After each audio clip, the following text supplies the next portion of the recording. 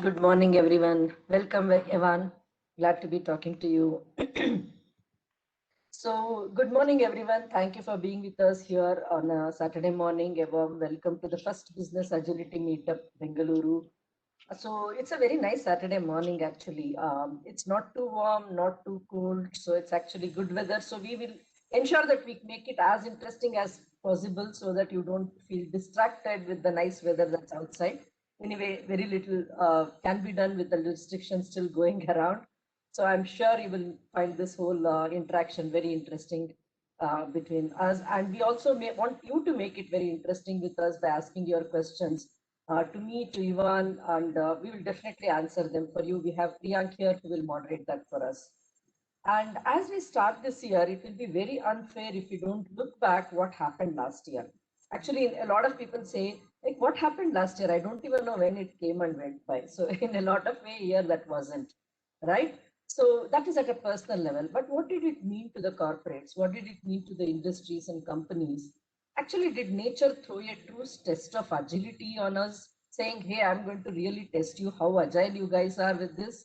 We don't know what happened actually, how organizations thrived. And that's exactly what we are here to discuss with Ivan. As many of you know him already, quite popular even in the Indian conference circles. Ivan is the founder and CEO of Business Agility Institute, which is an international membership body to both champions and to support the next generation of organizations, companies that are agile, innovative, dynamic, and perfectly designed to thrive in today's unpredictable markets. And we can't agree more with the unpredictability part of it, correct? And along with that, leading Business Agility Institute, Ivan is also the author of Directing the Agile Organization and the Hash No projects, which actually kind of became a movement of its sorts, a culture of continuous value, the book. It almost became a movement, and Hash No projects is something which we all use even today very regularly when we post our blogs and when we post our any posts on the LinkedIn. So that's why Ivan is here to help us take a look at the worldwide view of what organizations faced in the last 1 year, what went by, what type of organizations thrived, and what type of organizations probably will thrive even going forward. So some of those questions, which are still a lot bit unknowns, of course, for all of us, but we have the expert here who will open our eyes to a lot more extent. So Ivan, warm welcome to you and thank you. Did I miss out anything in introducing you? Was that correct? No, you did a fantastic job. Thank you. Thank I'm you. really looking forward to the conversation. Same here, same all of us here. I have already received quite a few, even one-on-one notes saying they're really looking forward to the conversation. So yes. And yeah, Ivan is having a coffee. Ivan, is this a good morning for you or a good afternoon for you, should I say? It is a good afternoon. Good afternoon. Okay. Four Yeah, o'clock in the I'm just afternoon. getting my coffee too. So you people also enjoy. Let us follow the protocols and nothing else, coffee or tea, stick to that. So we will have an interesting coffee conversation now. So Evan, as we have seen the last year, I mean, kind of, I keep thinking, was somebody actually playing a prank or something? What happened all of last year? Did it really happen? Did we really not get out at all? And sometimes it feels very unreal that what happened actually in a lot of ways. And it threw a lot of unknowns, right? Like, I mean, you have been reading Safer, Sooner, Happier. You recommended, and I read that, one of the fantastic books. Thank you so much for referring that actually. So unknowns that even John discussed a lot, and we have been discussing that even in our offline chats, like, oh, what happened? So given the situation of the lot of unknowns, what I mean, even before if we want to take a step back, how did we get to this situation? What are your observations? How did organizations even look up to this situation all of last year before even we prepared for the next years? What did organizations do? You speak to a lot of organizations yourself. You have a lot of friends, colleagues, and whom you coach also. So some thoughts around that. So there's a distinction I like to make around responding versus reacting. And some of you may have heard me talk about this before, but this is I think the distinction that has really differentiated companies in the world today. So COVID-19 was a, I wouldn't call it a black swan event if you're familiar with the concept, more of a gray swan event. Scientists have been predicting some kind of global pandemic for a long time. Like these things emerge on a generational basis, the 80s and the 40s, I think, before that. So having one in 2020, we weren't expecting it, but it was also not a surprise. The problem is that kind of global disruption is only becoming more and more common. We are seeing civil unrest in countries that you never would have predicted. We are seeing currency crashes and devaluations. We are seeing economic upheaval, and that's in a social political system, not to mention the disruption that's occurring just in business. So disruption and change is becoming, it's the standard. It's something that we just have to get used to. So when COVID hit in February, March last year, those companies that had, let's call it, been to the agile gym, right? They'd lifted their weights, they'd practiced agility. So they didn't know, they weren't ready, they weren't prepared for a global pandemic, but they'd done their exercises so that they had the muscle memory of how to adapt when something unusual occurred. Because here's the thing, COVID-19 was unusual. And when the market changes, you have to make a decision. And every company has to make a decision. Now, here's the thing, right? Day one, right? Companies make a decision based on the information that they have at that point in time. And everyone's got the same information. Right? I don't know if you remember back into like early March, late February, there was a lot of uncertainty. How bad was it? Where's it going to go? I was actually in America at the time because we had the Business Agility Conference. I was in New York, and there was no social distancing. There was no masks. You were asked not to get close. You're like instead of shaking hands, it was like the elbow bumps. I don't, if you remember that. And then, of course, social distancing came in like a couple of weeks later. So there's all these changes that are occurring. So everyone's got the same information. You're making a decision. And then what happens is the information changes, right? And you need to make another decision. And then the information evolves again, and you need to make another decision.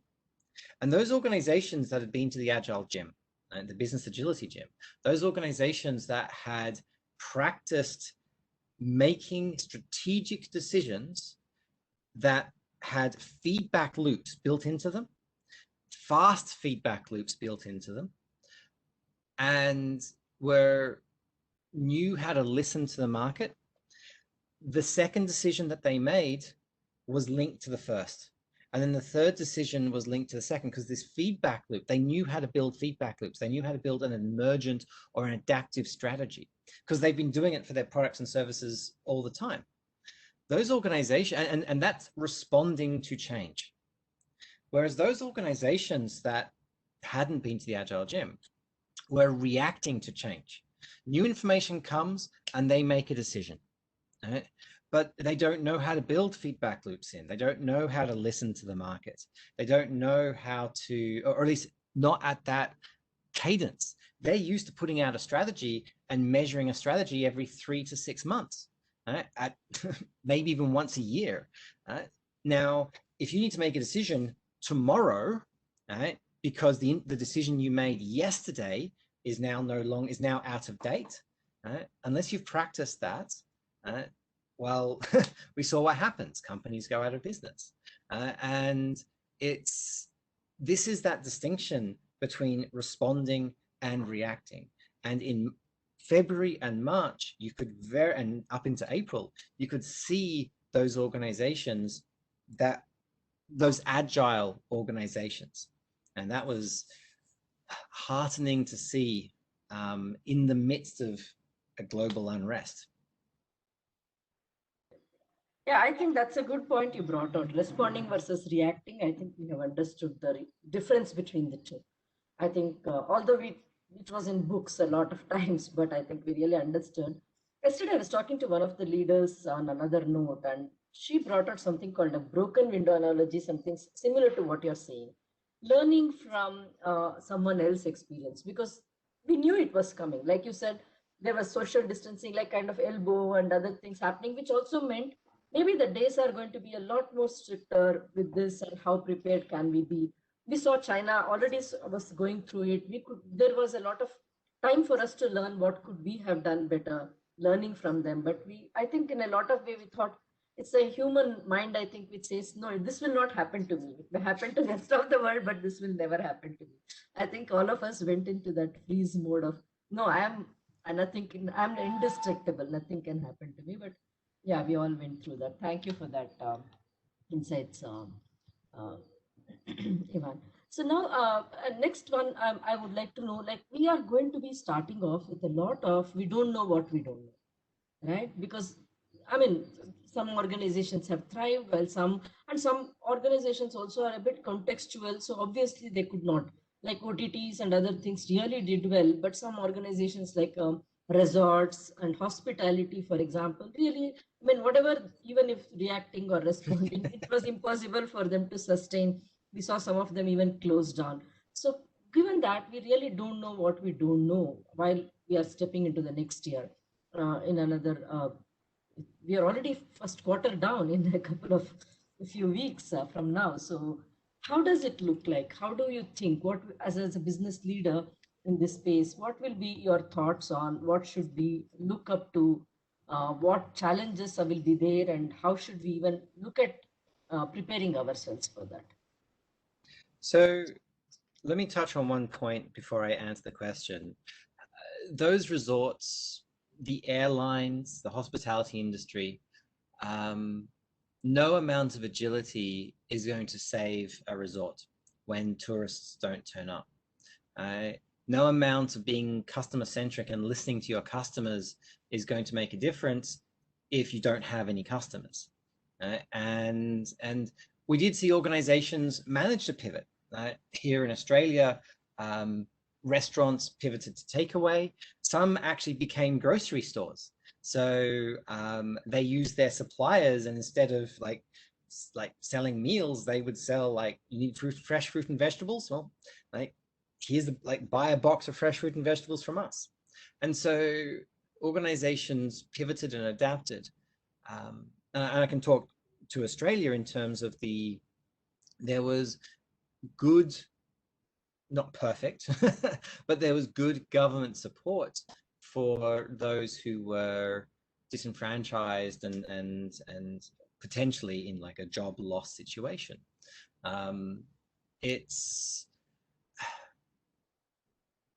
This is a situation.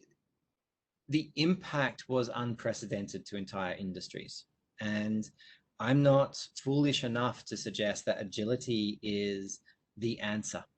It's not going to solve every problem. Yet we do know, and now to answer your actual question, who do we learn from? Who do we look up to?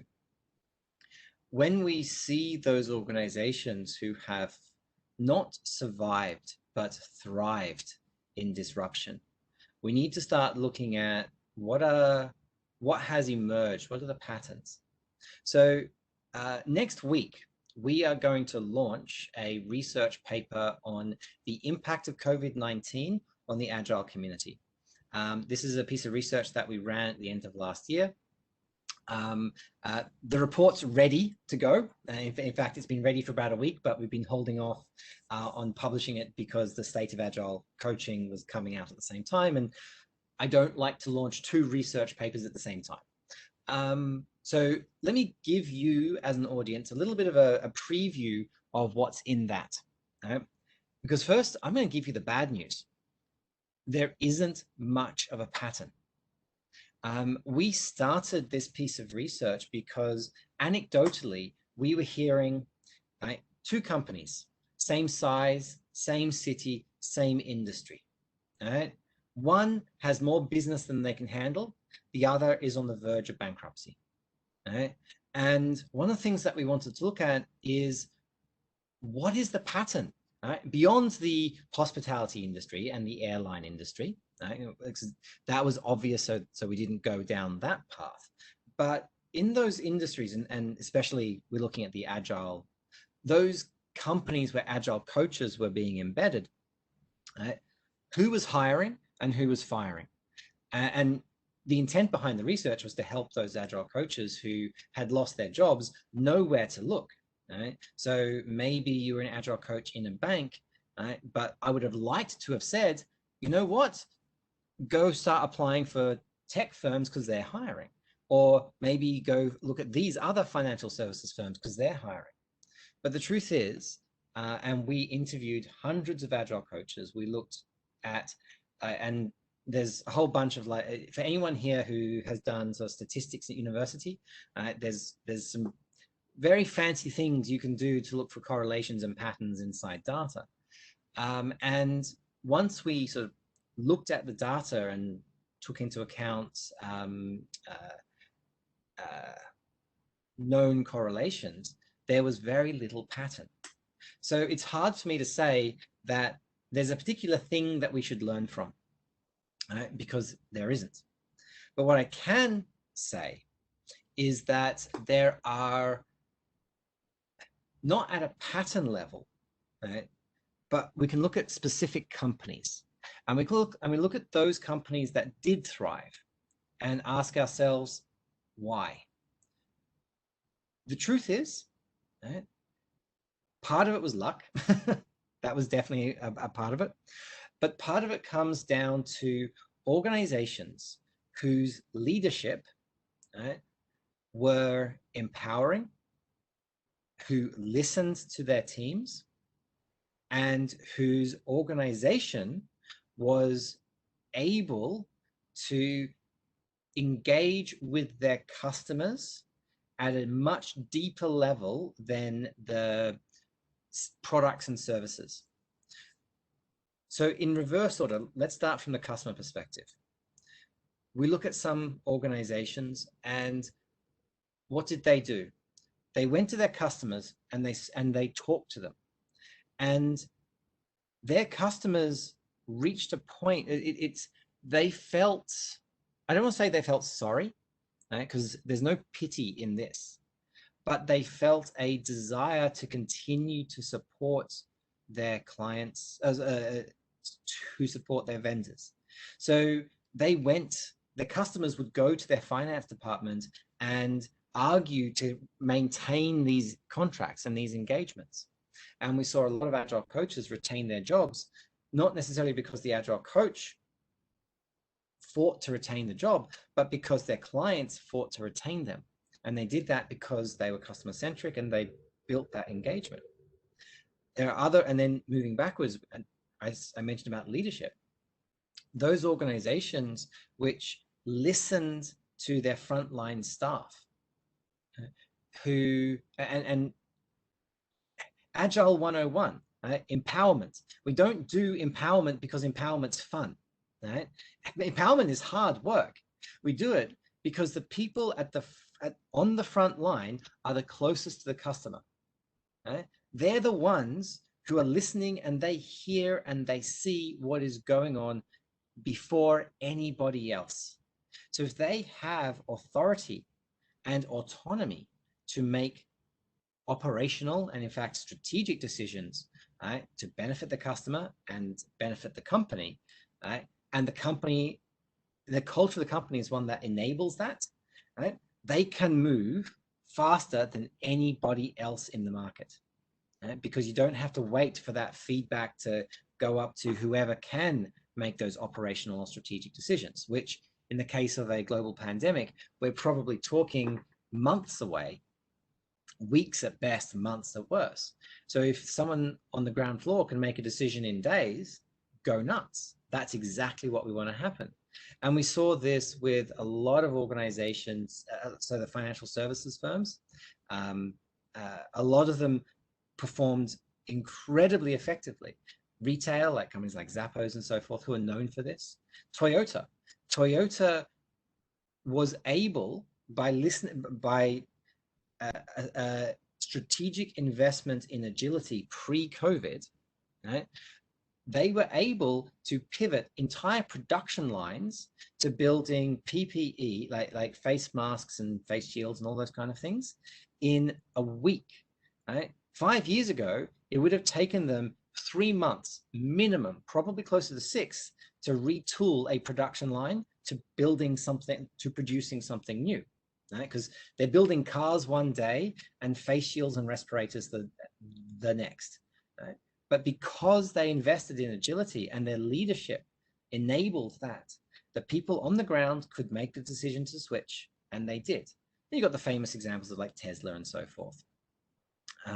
But these kind of investments in leadership, in empowerment, agility, the agile gym, right? Customer centricity, this is what paid off. This is what paid dividends. Thank you. Let me pick the thread from there on the words empowerment and autonomy. I really love the words and have been much inspired by Dan Pink, who brought out a very beautiful video also on top of that. And a lot of leaders have been talking about it. But there is always a question about how do you even prepare people to utilize the empowerment and autonomy, because they don't walk in with that capabilities when they walk in. And we have a business, we have investors, we have stakeholders, we have customers at whom we have to answer. So how do I build? I'm just focusing a little on the people enablement here and people building people capabilities here. How do we build the empowerment and autonomy where both of us trust each other? The leaders trust their people and people trust their leaders that, I mean, I may go wrong, but I will not be super punished for this.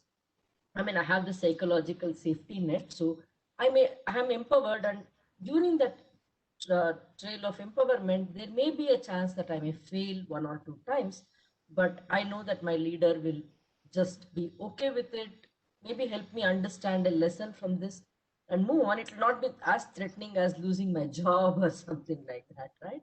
So how do we build the empowerment and autonomy, especially given the organizations are becoming very large? We are hiring interns, we are hiring freshers who have never learned this in the academia world, unfortunately. So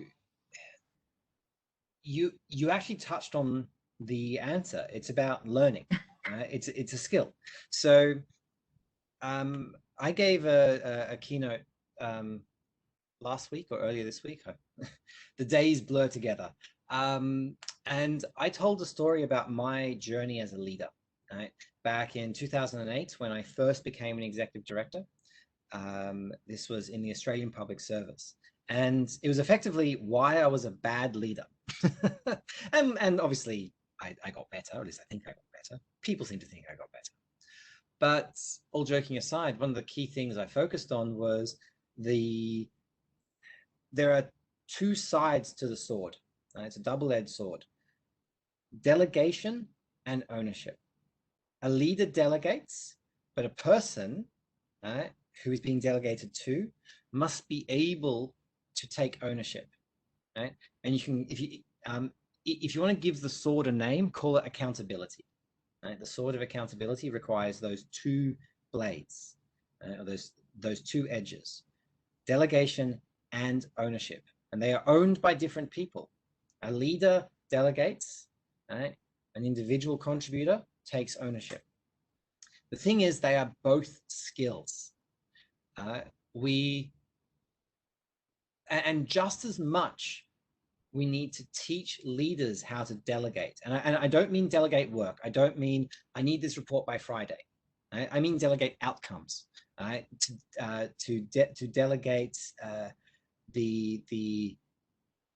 to set a goal, an intent, to create guardrails, to remove impediments, but to let that individual contributor or that team, whichever way it goes, to actually own what is being delegated, which is the other side, which is the skill of ownership. Right? We need to teach people how to take ownership. Right? And it's hard. I have failed in that multiple times, where I think people know what it means, employees know what it means to take ownership, and then they can't. And I have failed them, and it's never good. So if we don't teach both sides, right, then we as coaches, right, then we as consultants, as we as leaders, right, have failed in our duty. And I think we sometimes forget that both sides exist. It's too easy just to train a leader to delegate. Yeah, I think, yeah, like you said, if you delegate a work and say, I want this report, I want the PowerPoint, that's all you can expect from a from any Yeah, no, business. I used to be a public servant, a civil servant, whatever you want to call it. And governments have lots of layers, right? And what I would see is there were leaders, managers who treated you like an extra set of hands. And then there were managers or leaders who treated you like an extra head, right? And bear with me, I'll make sense in a moment, right? So what do I mean by an extra set of hands? I mean, as the manager, I know what I want. And if I had 100 hands, I would do everything myself because I know what I want and I will get what I want. What I want you to do as my subordinate is do what I would do, right? I just want you to be a pair of hands to execute what's in my head, right? And we saw that in government a lot where there'd be like 4 layers between, I was an executive director and there were still 4 layers between me and the secretary, right? The head of the department. And we would like, I'd have to write like a minute or a memo to the minister, right? And I would write something and it would go to my boss and he would review it, like cross out things, send it back to me. I would rewrite it and it would take 3 or 4 attempts before he was happy with it. Then we'd go to his boss and his boss would scrap things out and send it back. So it could take 12 to 14 revisions before something finally got to the secretary. Now, one, was the 14th revision better than well, let's be honest, the first revision was legitimate, right? Feedback is always good. So I'm not saying the first thing I did was the right one, but certainly by the second revision, definitely by the third, right? Those extra 10 revisions, right, weren't adding value to what was created. Right? All it was doing was shaping it based on what was in the heads of the managers above me. Right? To get to that kind of, like, all they wanted was, like, if they had an extra half an hour, they would have written it themselves, right? But they have 1,000 employees because they don't have the time to do everything. It is physically impossible to do that. So that's what I mean by an extra set of hands. Now, there are some leaders, some managers who treat their employees as an extra head, which means that's the, I need a report by Friday. Right? I'm not going to tell you what goes in. I'm not even going to say I need a report. It's like we have a goal. We have to convince the secretary. We have to convince the CEO to approve something or to do something. We need to sell something to a client. Whatever the goal, the intent is, right? I'm delegating to you that goal, but whatever's in your head, right? I want you to put that on paper. Now, I will give you guardrails. I will help you to be better. I will, if you have questions, I'm here for you. If you have a problem, I'll help get rid of it. But ultimately, I don't need you to do something in the way I would do it. Now, that's hard for a manager, and that was hard for me when I first became a manager for a couple of reasons. One, instinctively, we'll believe that the way we do it is better, right? And so when our subordinates, our employees give us something and it's like, I could do that better, right? Yeah, you can do it better. You know why? Right? Because most of our organizations have functional hierarchies, which means you have 10 years additional functional experience than the person who's under you, right? But do you know how you learnt?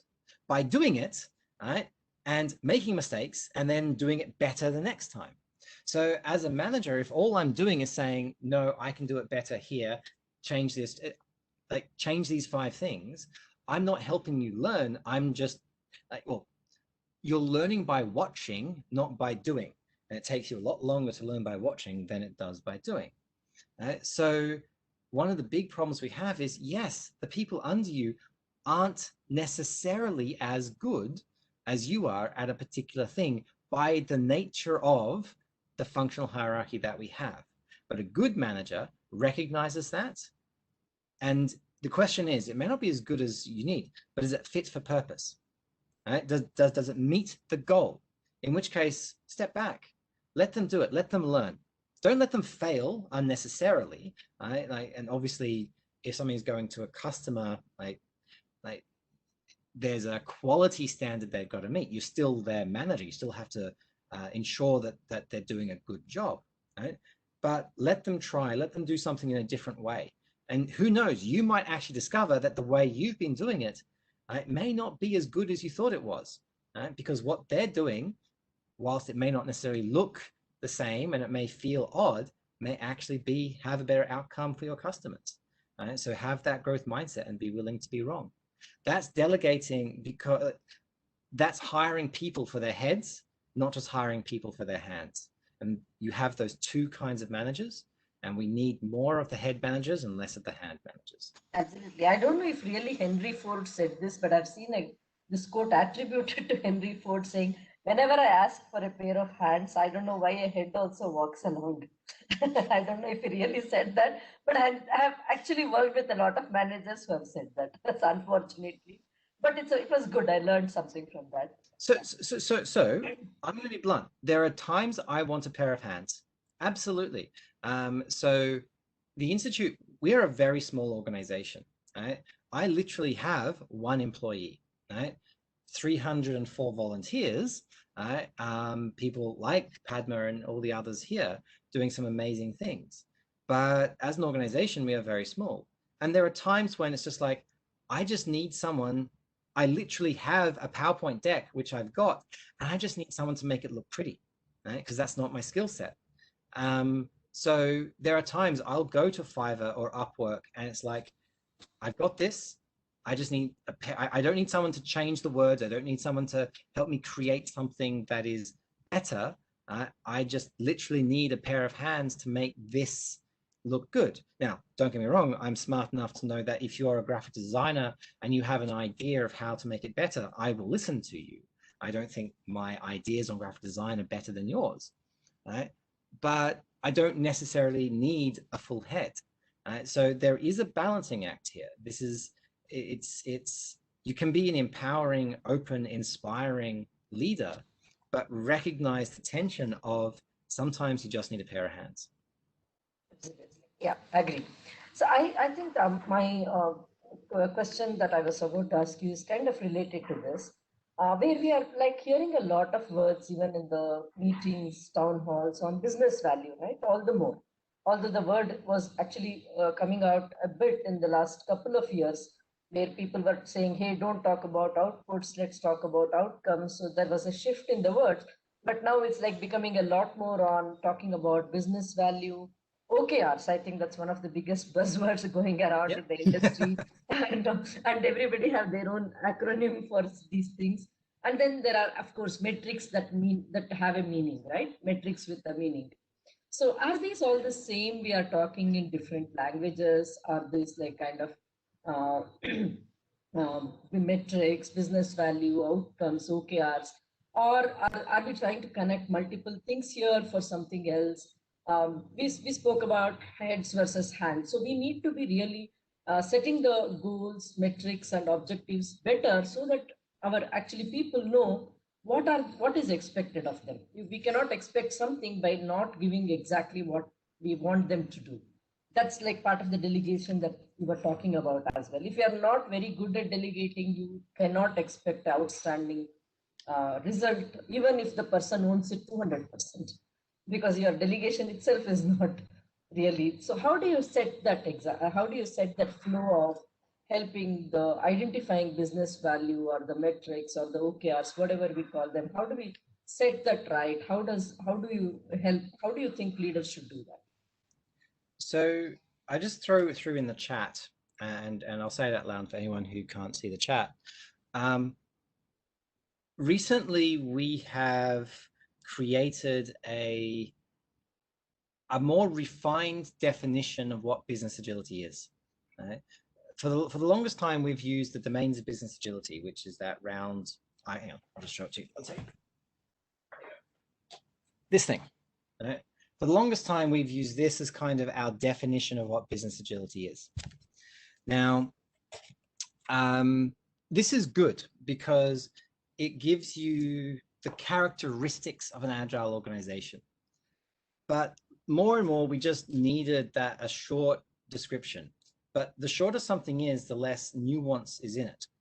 So we're still working on this. But right now, what we're defining business agility as is a set of organizational capabilities, behaviors, and ways of working that afford your business the freedom and the flexibility to achieve its purpose or serve its customer, no matter what the future brings. Now, there's some very, very important key points in that sentence, right? In reverse order, no matter what the future brings. It doesn't matter whether it's a pandemic or whether it is business as usual. It doesn't matter whether a competitor comes out with the same product 3 months before you're ready. Right? The whole point is unexpected things are going to occur, and you have to be able to achieve your purpose, serve your customer regardless.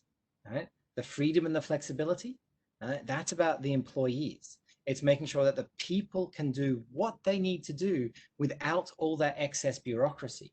Right? And the organizational capabilities, behaviors, and ways of working. I don't say frameworks or methods. There's no one way of doing business agility. Right? These capabilities, these behaviors are, they have names like psychological safety and emergent strategy and outcomes over outputs. Right? These are the capabilities that we need to develop. So to answer the first part of your question, right, all of these things, OKRs, outcomes, value streams, and I know you mentioned more, but they're just the 3 that I wrote down as you were talking. Right? These are all expressions of business agility. Right? There's no, you can use all of them or some of them or none of them, but as long as these capabilities emerge inside your organization, and the better that they emerge, the better able you are to achieve your purpose, whatever your purpose happens to be, to serve your customer, right? To stay in business, to thrive, no matter what the future brings. Right? So I'm not going to tell you that one way is better than another, right? Because it really depends on the context of your organization. Now, to the second part of your question around what does it look like when we are, or how do we create these outcomes? What does that look like? Yes, OKRs, it's a bit of a buzzword, but these are good tools.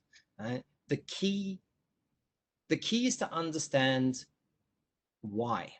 So, and you mentioned Dan Pink, autonomy, mastery, and purpose, which is what we all want in our lives. This is a powerful concept, right? But to what end? And that's where outcomes or OKRs or objectives or values, like this is what these are meant to do. You have 1,000 employees. Each of them want autonomy, mastery, and purpose, but you as an organization want them pointed all in the same direction. Right? You want them to have autonomy, but not fighting with each other or working at cross purposes. They all want autonomy and mastery and purpose, but to achieve the goal. Right? Now, depending on the type of organization, that goal can be very generalized. It can be a vision of the future. Right? Or in the case, and in many of your organization, it can be very specific. Right?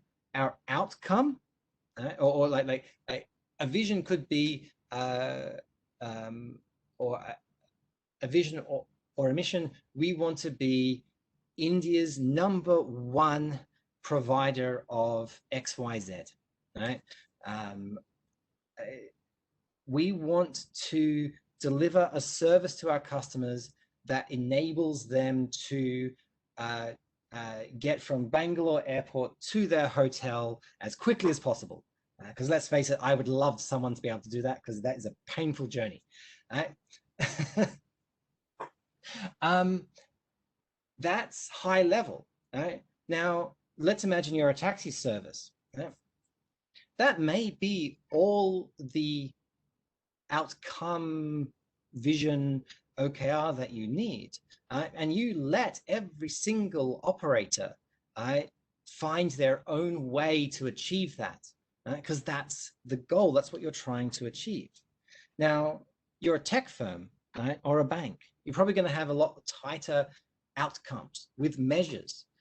So the goal might, and I'll use like a real example, like DBS's vision. Right? Their number one key metric is to reduce customer hours. Right? No one wakes up in the morning and thinks, I'm going to do some banking today. Right? People don't like banking. So DBS, rather than trying to sort of make banking this wonderful experience, which they're also trying to do, by the way, make banking joyful is actually one of their slogans. But they want to make banking invisible. They want to make it so that, yes, you're engaging with the bank, but you don't necessarily have to realize it. You don't actually have to do that. So their key metric is customer hours saved. And the more time you can take out of the customer's life engaging with the bank, the better for the customer, and thus, and because that's their metric. So these are the kind of outcomes that like a lot more tangible, a lot more specific. And to bring this back into like a COVID world, right? Outcomes aren't tied to a particular product or service or way of working necessarily. Sometimes they can be, but they don't have to be. So if your measure is to reduce the number, like customer hours saved, then when the market changes, that measure can stay the same. Right? One product, like so, like all banks have like a miles credit card. Who's using the miles credit card right now? I mean, like technically, I'm still a Star Alliance gold status. Gold, whatever status I haven't flown for 12 months. I've even forgotten what status I was. Right. So technically, I'm one of them because they extended it. But I know, I guarantee that I will not hold status next year, right? Because I won't be able to fly enough. I'm not even allowed to leave my country right now. Right? So once I'm allowed to leave my country, I won't be able to fly enough to get my status back. Right? So I guarantee miles cards are not a good product. So if your outcome is, if you're measured, if your success is how many people have bought this miles card, we have a problem, because the global pandemic just made that product useless. But if you're measured by how many customer hours you can save, it's much easier for your organization to pivot away from one underperforming product, because let's face it, the world doesn't need airline miles right now, to another product that is better. And we see that in sales teams all the time, because a sales team, if you're rewarded, compensated by selling widget X, right? But if no one's buying widget X because you have a global pandemic, or no, it doesn't even have to be COVID. If no one's buying widget X because your competitor has a different widget X that's a little bit cheaper and a little bit better, right? Then you can't sell widget X, or at least not effectively. You need to have that freedom to do something else. So that's one of the reasons organizations are pulling back from hyper targeted product KPIs, right? And they still have them, but because obviously we still need to, I need to know how many of widget X we need to do. And if I've got 10 widgets, I need to sell enough widgets to pay my staff. So I still need some of these KPIs, right? But I'm not going to bind my salespeople to selling widget X because of some strategic plan that says we want to focus on widget X. I want my salespeople to pivot and sell widget Y and not be penalized, right? Because like they're doing the right thing because they know what the customers want sooner than you do as a leader, as a boss, because by the time that feedback gets to you, right, your competitor who is listening, who have empowered their salespeople or their frontline customer, their frontline people, they've already made that move, right? And in March, those companies that were able to pivot, who'd been to the Agile gym, who could make those changes in days, not in months, they were the ones who were successful. They were the ones who got the goodwill of their customers. Sorry, I got on a bit of a rant there. I hope that made sense.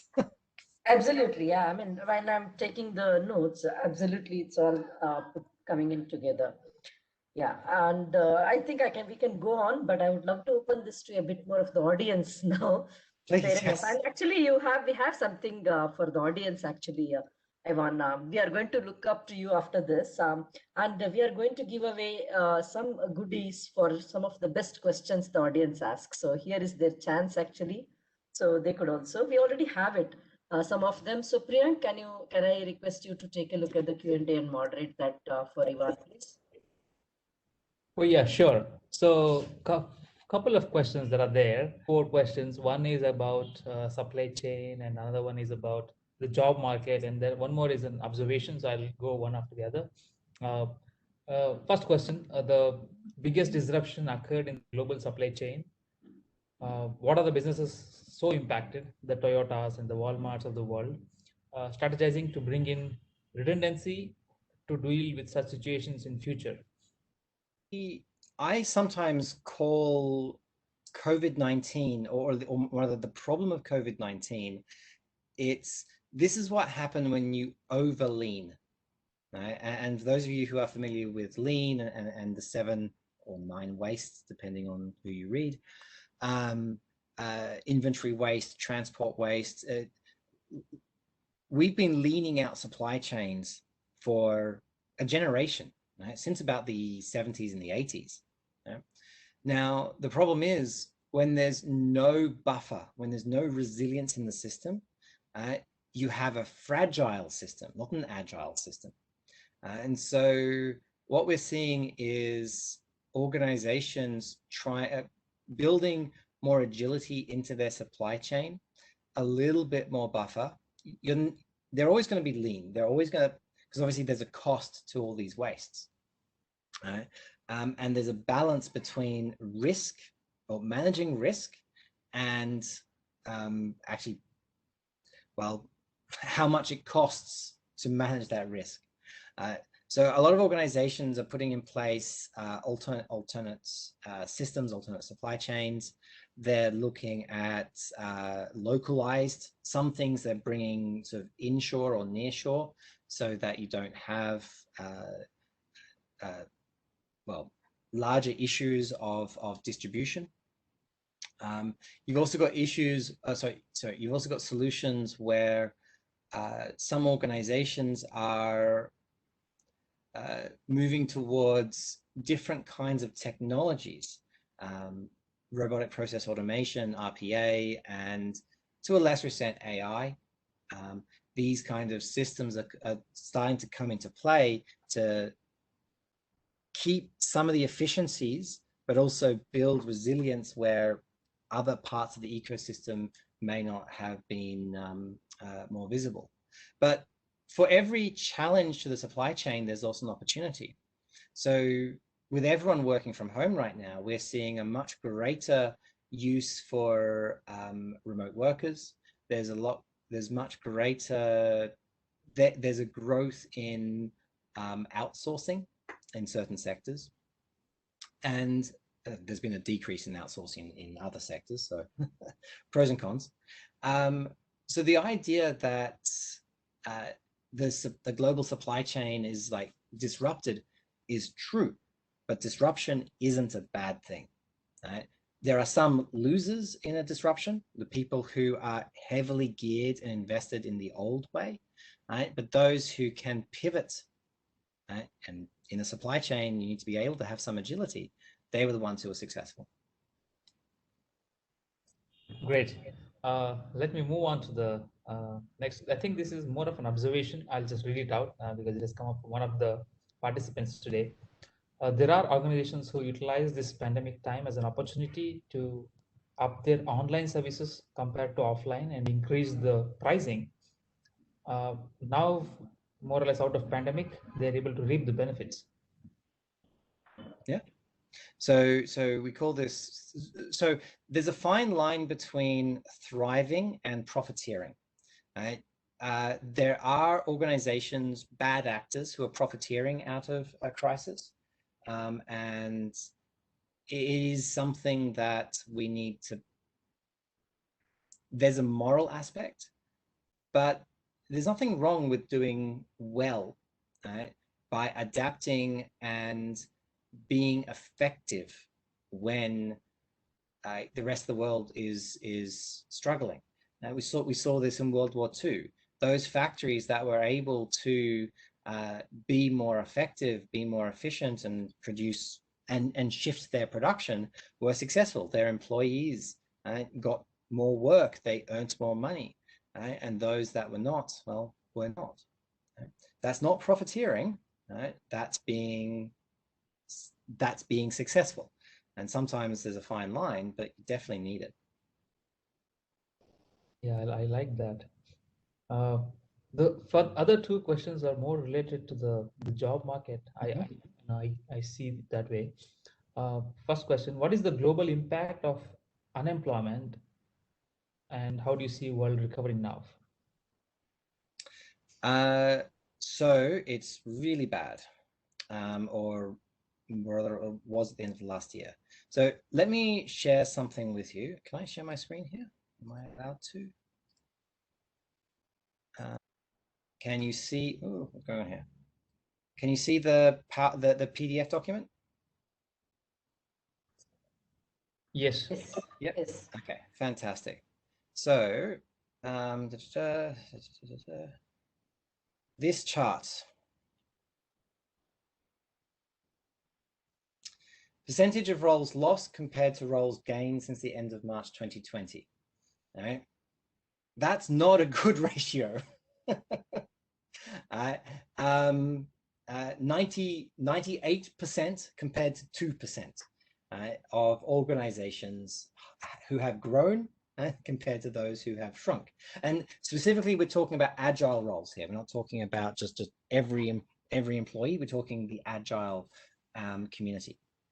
All right. So what we have seen is and it's not in this report because the data cuts off in December last year, but we have seen in the new year a pickup where more organizations are starting to hire, right?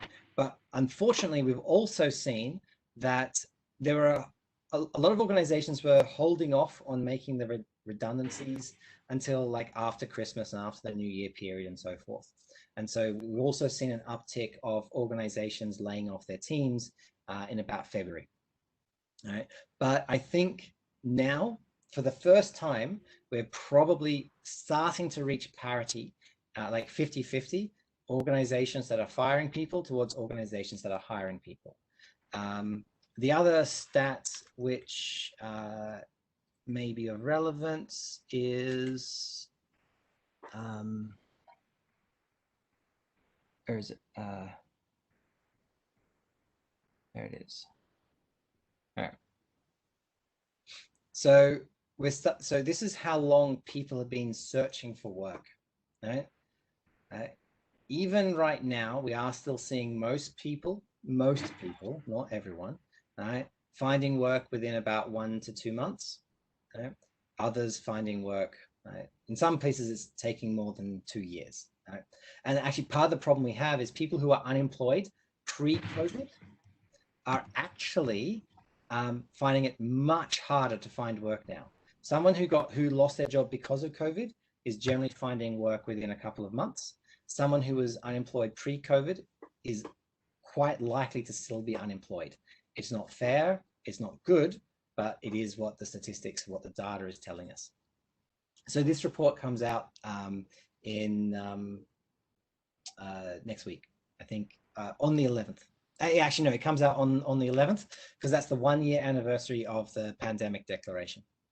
Okay. And it's available public for anyone to download and refer to. It'll be public. Awesome. So Awesome. I'll make sure that each of you get a copy of it so that you can share it with. So we can share it with our, we have our LinkedIn group, so we can even share it in the LinkedIn group. That's it. So you're the first people, other than the report authors, to have seen that. Thank you so much. Feel privileged. It's good. I mean, that's an interesting note, actually. People who were unemployed before, and I mean, it's so unfair, but it is unfair. Very unfair, yeah. Because maybe there was other reasons why they didn't do anything then, but sounds a bit unfair on that. But anyway, I think Evan, we have hit 11:30, and I would love to stick to the times in the interest and respect for everybody here with our audience. So, but I know the discussion is not really done, which means we will look up to you to come back again with us, talk to us a little more, and we would love to have you again. And thank you for taking out time on a Saturday afternoon to be with us. And audience, thank you so much for taking time out on a weekend for us. Without your encouragement, obviously, we really can't run too many things. So thanks, Yvonne. Thanks, everyone. And we look forward to having you, and look out for our LinkedIn posts on a couple of questions and goodies that we will have. So you will, even if you didn't ask a question, there may be opportunity for you to win some through some other means. We are just coming out with a few surprises for you. So check out our LinkedIn if you're not there. A request for joining the group, and we will let you in. And so a lot of conversations. And this is a conversation I think we will not be done in a 1 hour. Obviously, it's very difficult to do this. So we will definitely have Evan with us again, continuing the conversations, understanding the global scenarios, and trying to see what we as Agilists can do our bits in this whole space to see what we can give back to the community and to ourselves to help everybody through this journey. That's not really going to be a lot easy, but again, no journey is easy at all. So, having said that, Valish, to you for your closing thoughts. Yeah, thank you very much, Evan and Padma. It was a very insightful conversation, and we had some great learning over the last 1 hour. It was very exciting. And as Padma rightly pointed out, we'll have these conversations continue in future with more sessions. And at the same time, please follow us on Meetup, join our Meetup group. I'm going to share the LinkedIn group link on the chat window. I have shared it. Please join the group. That is where we are going to actively engage in further conversations. We're also going to make the future announcements and communications. I'll also share the YouTube channel link of Business Agility Bengaluru. Please follow us. We have a lot of videos posted over there from our past events. Please take a look at that.